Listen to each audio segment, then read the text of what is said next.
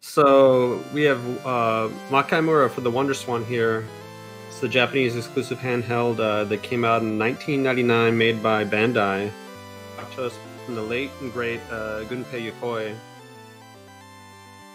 More importantly, though, right now we have QC100 here, the man of the hour, or rather, should I say, half hour, hopefully less, to show us this wonderful game. So we're going to get into this in just a second now. As always, Prin Prin is in danger. See, the demons have arrived. Whisk her away.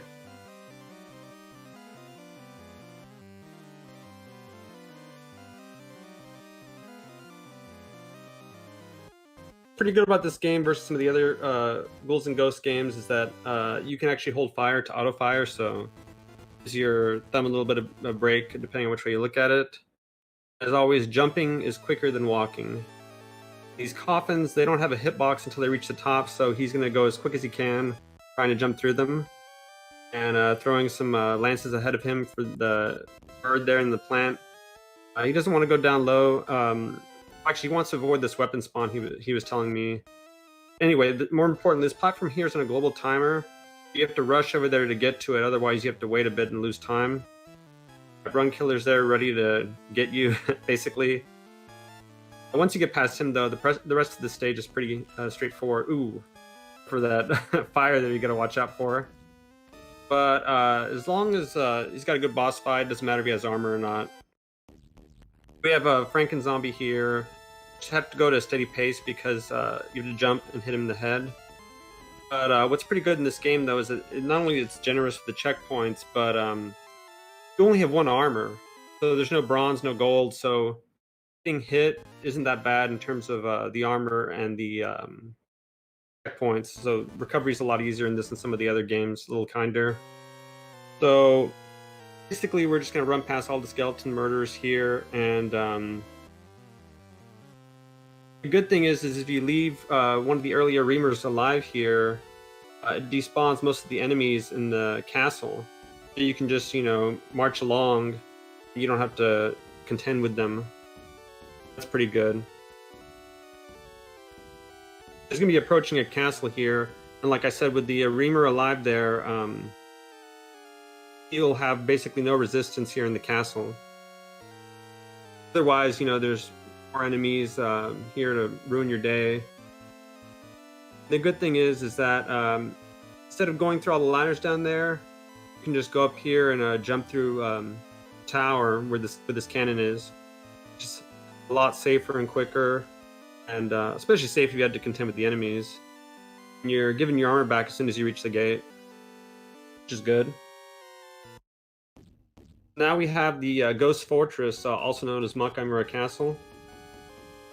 I won't ruin the surprise until you see it, though. I always thought this was one of the coolest bosses ever. Basically, the castle is enraged and comes after you, and you sort of shoot it in the eyes. What's pretty good about this is that it's pretty safe to just let the boulder go over you, and as long as you keep the attacks up, you can just take another hit on the next boulder, not lose any time. We usually dodge the first boulder. I guess he'd kill it before then. But anyway, we dodge the first boulder just to be safe. If we take a hit, we're already going to defeat him after that. So here you have a branching path coming up, and there's a water stage and a fire stage, basically. And so we usually pick the water stage first because the fire stage is pretty free, and we don't want to face a harder water stage later on in Loop 2.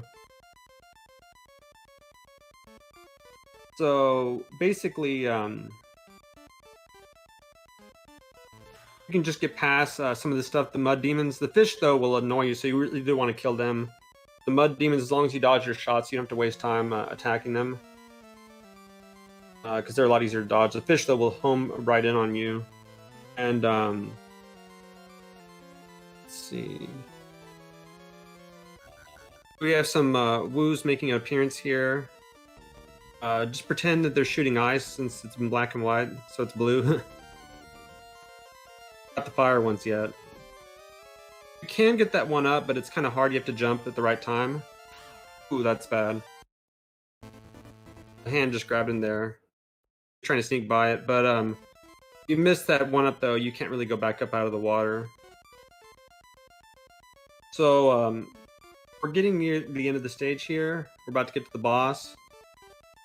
So hands aren't that bad here. You just got unlucky with that. But there's a backup armor there if you had the right chest order. We had the boss here named Dagon, I believe. So it's pretty good. Is if you stay close to him, he'll throw that spit out, and if you get further away, he'll be more annoying with his attacks. Bubble he throws up to the ceiling, though, you don't want to let that go up there. You want to attack it first because it'll throw out some annoying enemies. And but the good thing is though is that if you just all of the bosses in this game, if you just keep up the offense though, they don't get enough time to harass you or bother you. And there we go. There's 3, okay, so yeah. Forgetting about that. Use it with ghosts and demons. Yeah, you should be good though. Oh, never mind. That's what I was talking about, that bubble that goes up to the ceiling. You don't want to let it go up to the ceiling because it'll unleash those enemies, which are very annoying to deal with. So you want to manage those bubbles. So we're moving along here, back to the boss.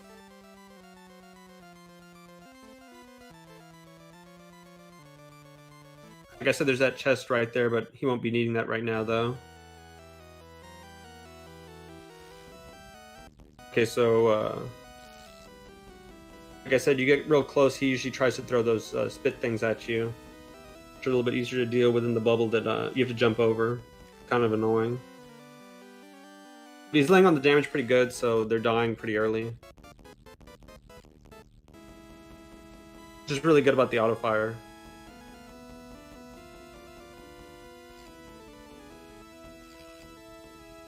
That's the bubble I was talking about. Some of the jumps over enemies and shots in this game are kind of like, you get used to them, but they're a little bit annoying because they're kind of like precise because some of the shots are kind of slow and your jump isn't the best thing in the world. We'll see a little more about issues with jumps in the next stage.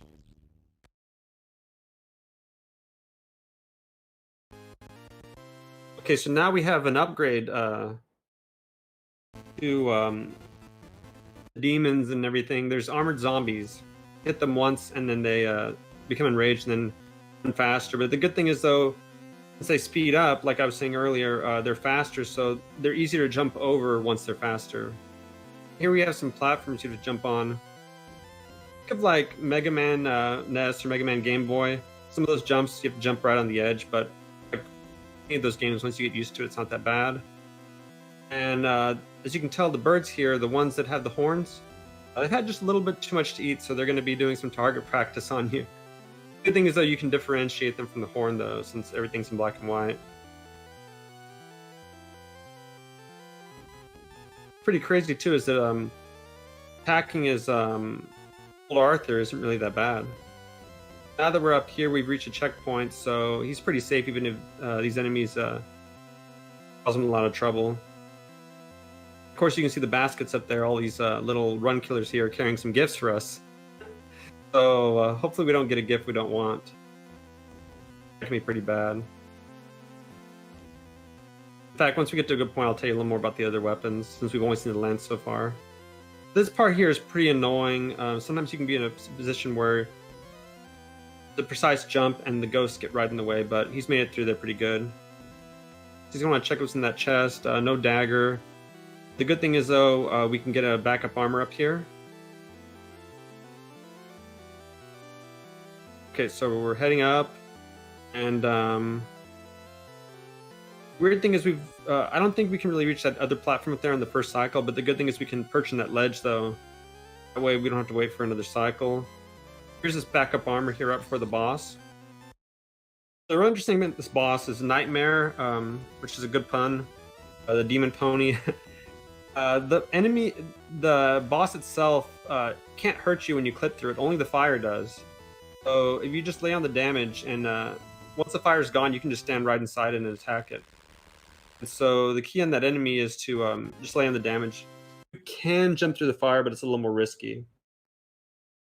So the beginning of this next stage here with the drawbridge, shout out to Dragon's Lair Nest, but thankfully we don't have to kill any kind of swamp creature. We just go straight down and kill the fishes. Just like the last stage, the fishes are kind of cause us the most trouble because they zoom in on you. But some of these other enemies, though, the sirens, you can just skip. So now we have a Mega Man style gate here for whatever reason. I'm not sure. I guess regulate the water flow. And we have some platforms here that they go a little bit too low, so you don't want to be on them when they're on the spikes. But a quick hop takes care of that. And pretty soon we'll be seeing Evil Arthur make his appearance. So the good thing is you can kind of either fight him, play around with him, you can trick him to move back. But here QC got hit though, so might take the death in this next checkpoint just to be safe, but we'll see. Usually on the first loop though, we don't find ourselves having to do that because this boss is pretty free even without armor. Only more of a problem on the second loop, but I'll tell you a little more about that in a bit. So he's waiting for these flowers to bait the shots so he doesn't get caught mid-jump. The guillotine making its reappearance here. And this wolf sometimes is a pain. Yep. Sometimes that wolf can be a pain. While he moves back to that area, I'll tell you a little more about the other weapons. So he's been using the lance, but we have the dagger, the torch, and the axe make their reappearances. The sword from Makaimura is also back, but sword is the worst weapon in this game, even worse than the other game. It's basically just, it's like your throwing arm is hitting stuff. And of course, there's another weapon later, but I'll tell you a little more about that later. Like I said, this boss, we're not really concerned if we lose armor because this boss is not too much of a threat. Like I said, in the other boss, it's just, you know, put the damage. What's good is not really limited in your attack as Old Arthur anyway. The only shots you really have to worry about are the multi-shots. Those will damage you. Single shot just morphs you and ages you. But you got to contend with a little older for a bit, but it doesn't really affect our offensive ability here. And like many people said, this is the first time you get to take your frustration out on the magician. It's always caused a lot of trouble in the other games. Moving along, we have the armored zombies again. And a few gargoyle statues make their appearance, but they're not really as remarkable as they are in Super Ghouls. So this is pretty straightforward until we get to the first armor. And so the first one, of course, you're obviously going to want to kill, but it's pretty easy. Just jump away and attack. You can skip this mimic if you get the jump just right, but I think he's going to take it safe and attack it. Because some of these jump overs are pretty precise. The good thing is here you can just climb up the ladder though, so that's fine. The second one, you can either damage boost or jump over it. Speed damage, you jumped over it. What's nice is there's supposed to be another reamer down here at the bottom of that ladder, but because he ran past the first one, the second one's despawned. We have refights first with Franken Zombie, and once you get down here, any enemy chasing you despawns. You don't have to worry about that armor. Franken Zombie is just completely no problem whatsoever. We usually take a long jump to get a little bit further up. Already too soon we have the refight with the Mimic. Basically rinse, repeat, same as earlier. And only thing I guess I'll add on this fight, since you're fighting him down here, you're going to want to try to end the fight on the left side, which will be advantageous for what's to come next. And that way you can spawn the next enemy further over to the ledge. Because if you don't, you have to wait for it to walk over the ledge to attack it. A lot safer. Okay, so here we have Tiamat making her appearance. And pretty angry, and she's wielding a sword. And I'm not entirely sure. I think QC told me that the Damage doesn't occur when the sword's up.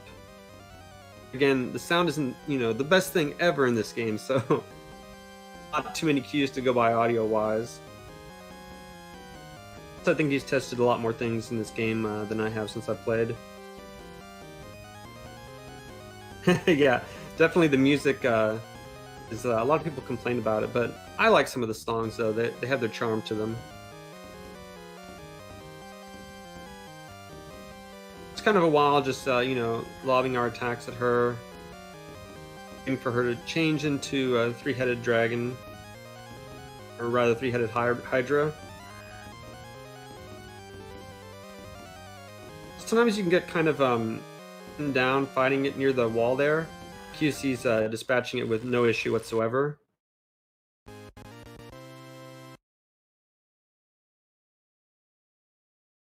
Okay, so there we go. Unlike all the other games, you can skip the cutscene. Now in Loop 2, the coffins are a bit faster, so this is going to be kind of a pain. He might have to stop for some of them. The coffin spawns have been sped up.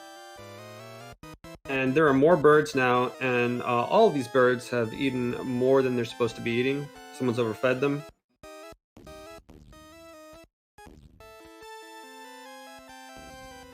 So we're going to have to be worried about that when we go to the platform. He might miss the global timer. Yeah, he's going to have to wait a little bit for this platform.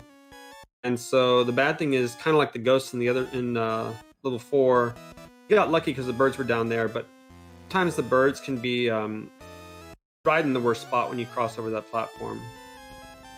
Yeah, there's obviously like a few more things going on, really taxing the Wonder Swan, letting it flex its muscle. He's gotten past all this. Franken Zombie is kind of just the same, just jump back, jump forward, so that's pretty good.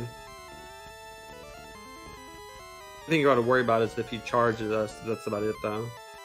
But he's defeated before he can even do that. So this next level has more birds than it did before, and same issue. They're all utilizing you for target practice. And just like the coffin, some of these skeleton murderers will spawn a little bit quicker, so I have to take pause for a brief moment to attack them. And further up the ledge, though, there's going to be the eagle, yeah, right there. You have to wait a bit for when he comes at you. That's a new thing in the second loop. We saw these birds here, but I think the castle should still be empty because he left the Aramer alive. I think the Aramer is going to chase him just a bit faster and try to put the pressure on. We'll see, though.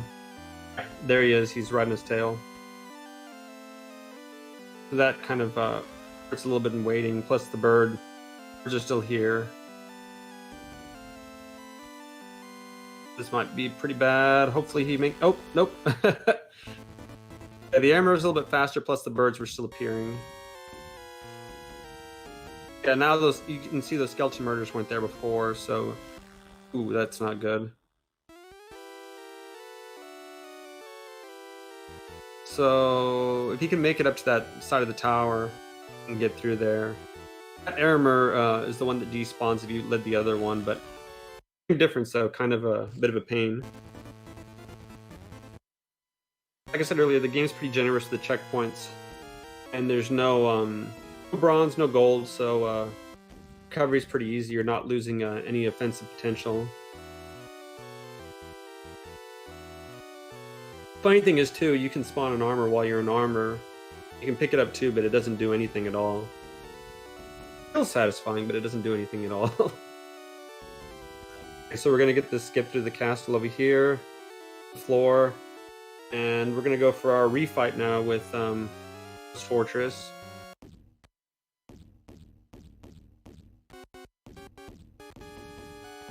Not too much different here.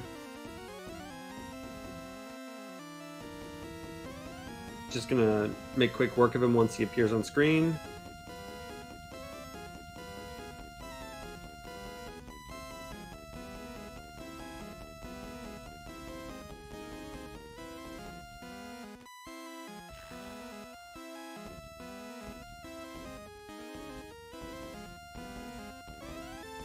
So I think he's almost done with him. Let's see. Yep, here's that boulder. You want to go over you? Okay, cool. You get pretty nervous when the boulder comes at you when you're not in armor. Okay, so now we're gonna come to the crossroads again, and we don't have a choice at the end because we already picked water. We're gonna go to the fire side. Like I said earlier, it's pretty free, so we like to pick that in loop 2 here. That way we, safe, slow us down. So here, these enemies are completely relentless. What you want to do is oh, he touched the lava. So you don't want to do that because you know what happens to everything the lava touches. Anyway, you want to hit an enemy first so you can get some iframes. Just book it down to the end because those enemy spawns are relentless. Now we have an awesome feature, the Wonder Swan, flipping the screen. Now we're in vertical orientation for the Wonder Swan. He's going to jump down here, take a little boost. Usually if you fall down too far, it counts as a pit death, but there you can safely jump down. And it should be clear sailing here for him up until the boss.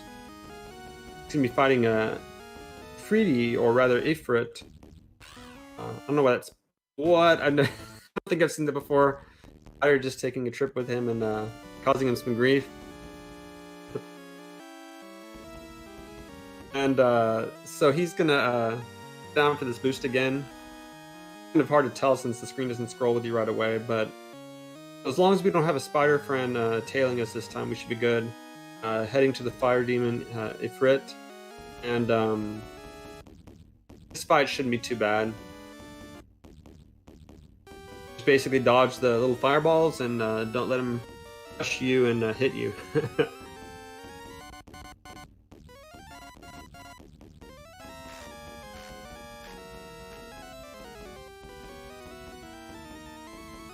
This is the only stage that is vertical in this game. Most Wonder Swan games were either horizontal or vertical. There's only a few that change during gameplay. Some change more, but this one only in this stage, though.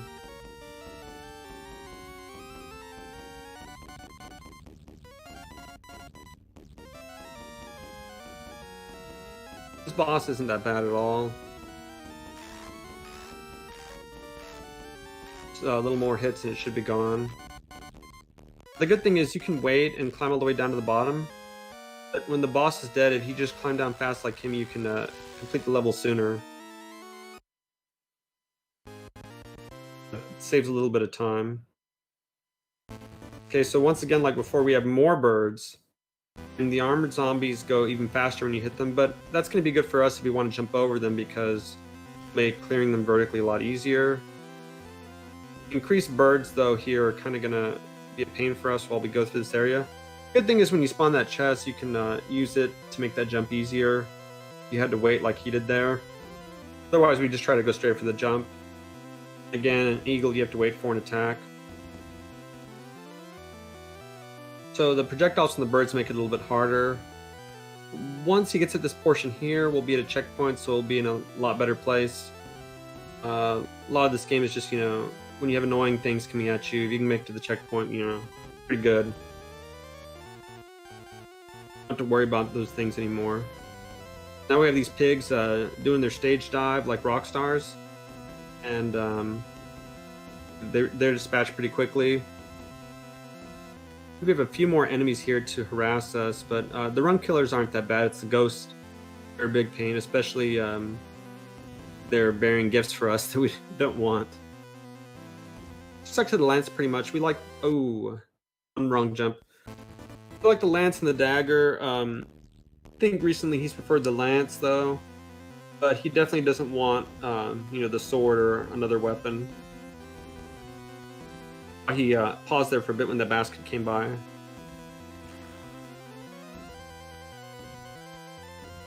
We're going to make our way back up here and hope that stage is a little kinder to us this time.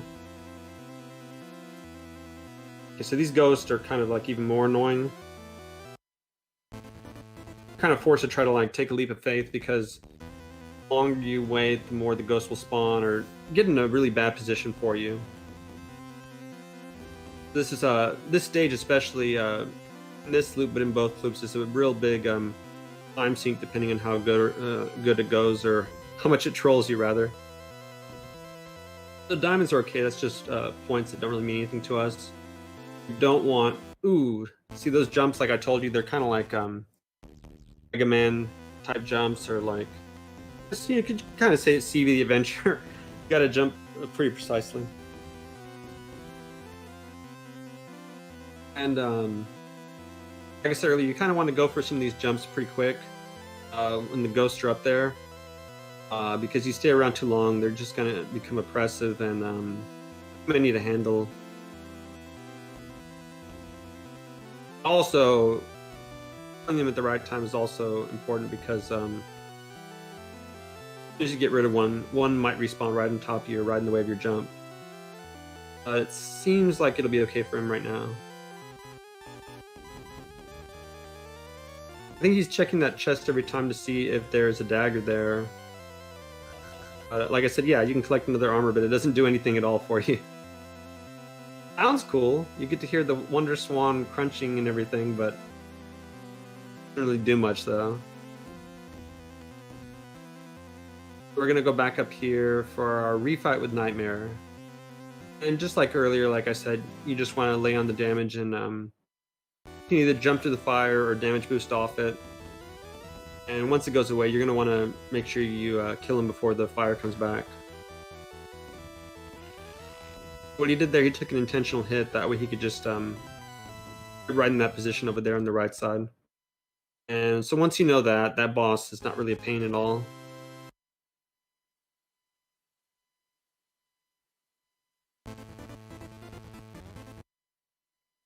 Okay, so the beginning of the stage is pretty similar.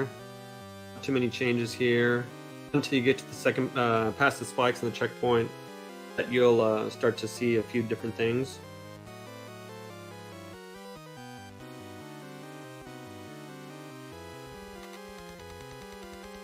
So once we get up to the top, after the spikes here, I'll tell you in advance, you're going to have to contend not only with ghosts at the very top that we didn't have last time, but of course we're not making a bunch of jumps, so it's not that bad. They're just kind of an annoyance. We have our rematch here with Evil Arthur. See if he stays away. Yep, he just stood back and watched us climb the ladder. Good thing is with the armor on, but there's another Evil Arthur up here, which is kind of a pain. So, not the worst thing ever, but if you want to go for time, you'll just damage boost off the wolf like he just did there. You just run past Evil Arthur, because you don't want to waste your time there. And the mimic, the magician is not really a big concern of a boss fight. Just this wolf here. Let's see if it. Okay, good. He got past it this time. That was kind of close. Okay, we're here the refight with the magician, and this isn't that bad at all. Like I said, you can even just eat the single shot. He only ever turns you into old Arthur. You don't turn into like other stuff like a baby or other things like in the other games. So you get to keep attacking. And when you get close to on those multi-shots, you bait them out in a way that's really easy to jump over them. So that's why he's kind of hugging the boss each time before the shots.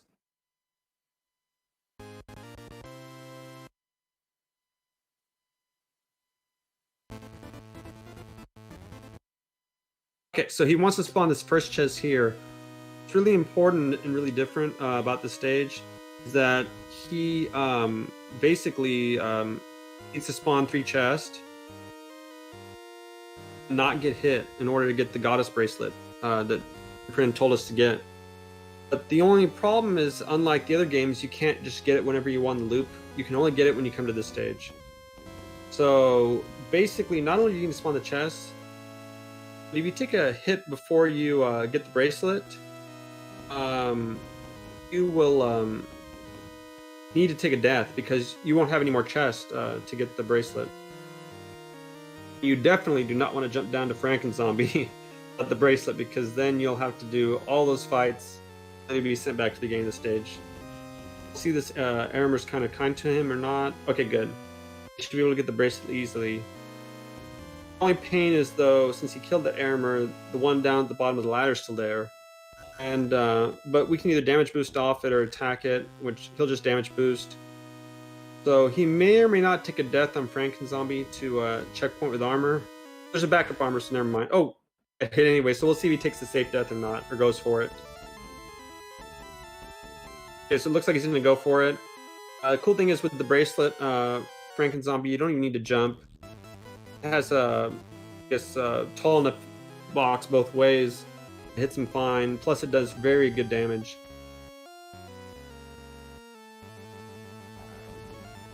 So a lot of this is just, rinse and repeat from the last loop. So as long as he doesn't get hit, he's good.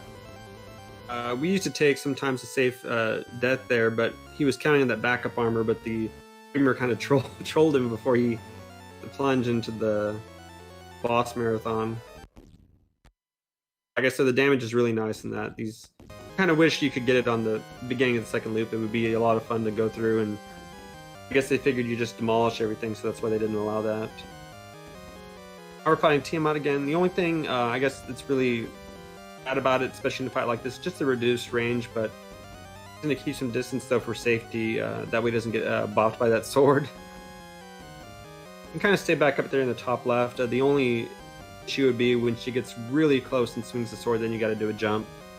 Otherwise, it's pretty safe up there. It's the only attack that'll hit you if you stay up in that corner. What I'm curious to see is if he's going to... Yeah, he's going to let Tiamat spawn right here, which is... Okay, good. He didn't attack it, so he let it run back to the right. So, the ledges, you're pretty good to attack without having to, line it up or jump, but like we said, the bracelet has short range, so if you start attacking Tiamat right away in the second form, you'll get bullied hard on the steps. So he held off his attack for a second to let it run back. So now we have our true final boss, Azazel. We're going to see a foot coming down here. And the good thing is you jump up, that way you can get some extra damage as it goes back up.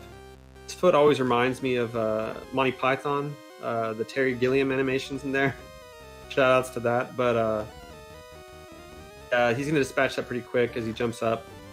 So these hands are going to come out, so you can either jump away from them, or if you bait them properly, you can duck under them, but sometimes it goes really low. Found a real safe thing to do is just jump away each time, because you can get attacks while it's coming at you. And the only fire there was the fire left over from the first phase. He's not going to add more fire, so good on that. So it's a good safe way to take it. We've seen some faster approaches, but of course, I promise to play it safe because it's marathon. So shoutouts to Bizarre here, this strat right here. You stay close enough to him, he thinks you're underneath him, so he just shoots straight down, so you just keep following him. Here, on this phase, you just duck, shoot, duck, shoot. And once you know these things, it just makes the boss seem kind of like a joke. And we're here in the final phase, getting to the end, and there we go. That was Makaimura for Wonder Swan. 3-2-10, good time. Here we get to see the victory screen. Thanks everybody for coming in. Correct me if I'm wrong, I think it's the first time this has been in a marathon, so hopefully it gets y'all interested in not only this game, but other little hidden gems in the Wonder Swan.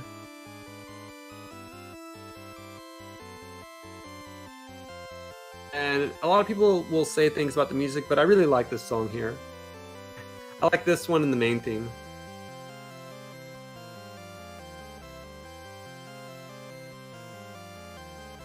And on behalf of QC, thanks everybody for the GGs. Now we have our enemy roll call here. Except they're not on stages, because I guess that'd be too much for the game.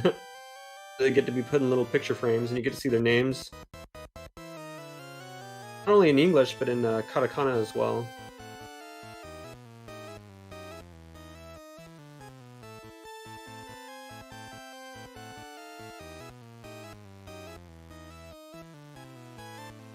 So we'll just enjoy this awesome Wonder Swan music and do our boss and enemy roll call.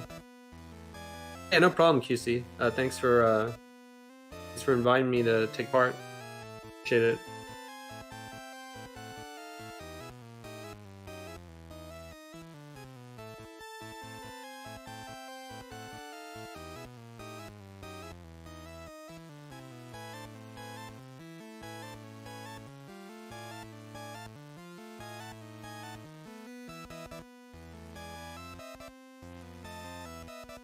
course, the star of all the games, Red Armor. In Prin, we gotta have the measurements, of course. D8, 58, 90. And the hero of it all, Arthur.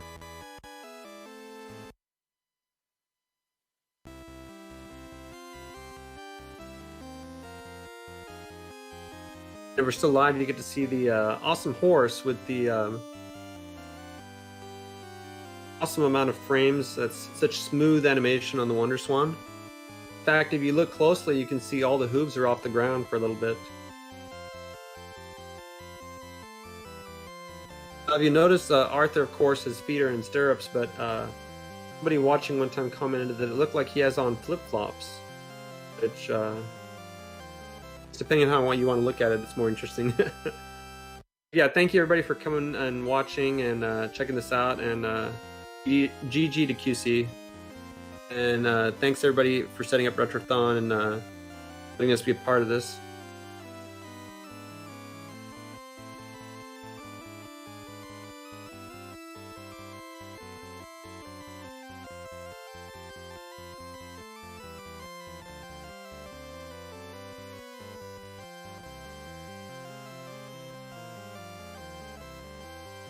But yeah, QC is right. We're going to see the inspiration for Numbers art at the end of this.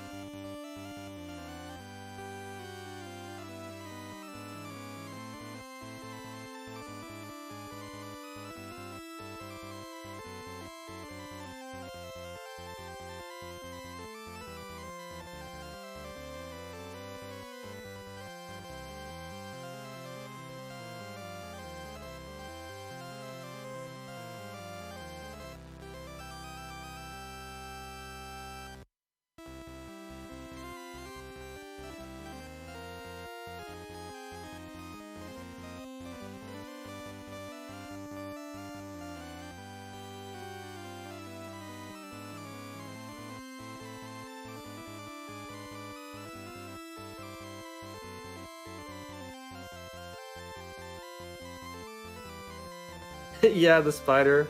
I just saw the spider like that on stage 3 Fire. It was a first for me as well.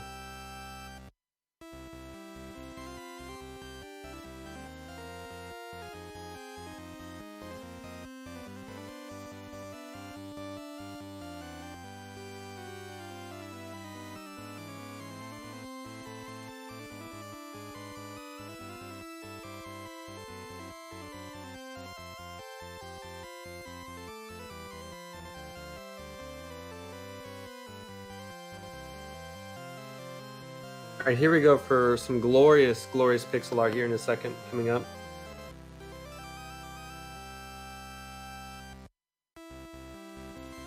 To see this at least sunrise or sunset, I guess, depending on how you see it, and the inspiration for the art there on the side.